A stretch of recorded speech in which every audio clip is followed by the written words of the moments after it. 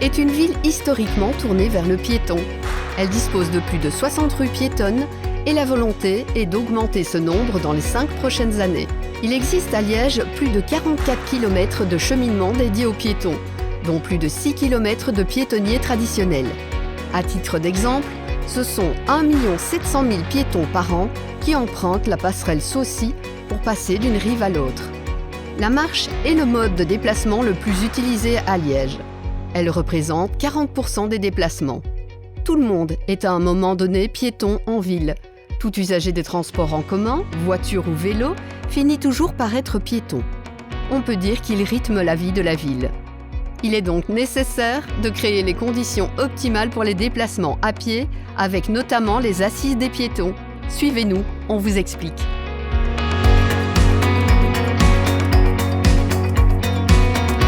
Ces dernières années, de nombreuses améliorations ont été apportées en faveur des piétons, comme des extensions de piétonniers, on pense à celui de la rue de la Casquette et la rue Cathédrale, des franchissements permettant des itinéraires directs pour les piétons, comme la passerelle La Belle Liégeoise ou Léon Chinis,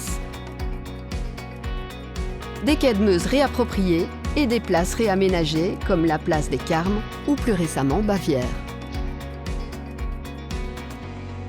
Plus que des piétonniers, ce sont aussi de nouvelles connexions qui se réalisent. Dans une ville millénaire comme Liège, les possibilités sont nombreuses de se retrouver dans des ruelles, venelles ou escaliers. Mais encore faut-il s'y retrouver et améliorer ses cheminements. Pour ce faire, on a installé une nouvelle signalétique, les panneaux F45B. Ils indiquent les impasses avec des continuités soit piétonnes, soit piétonnes et cyclables. 240 chemins, à la base caractérisés sans issue, ont pu être identifiés comme des itinéraires raccourcis pour les piétons, de quoi permettre de nouveaux trajets de mobilité douce. Et ce n'est pas tout. Récemment, des actions en faveur de la marche ont été mises à l'honneur lors d'événements particuliers, comme les Assises des piétons. Ces rendez-vous ont rassemblé les comités de quartier et l'ensemble des acteurs de la marche en milieu urbain afin de réfléchir ensemble comment faire évoluer les choses. Ces échanges ont été riches et ont permis de mieux prendre en considération les difficultés des uns et des autres. Cela a permis d'aboutir à une charte internationale de la marche. Celle-ci présente la manière de créer une culture où les gens choisissent de marcher, des actions et des améliorations en faveur des piétons. Un pas de plus.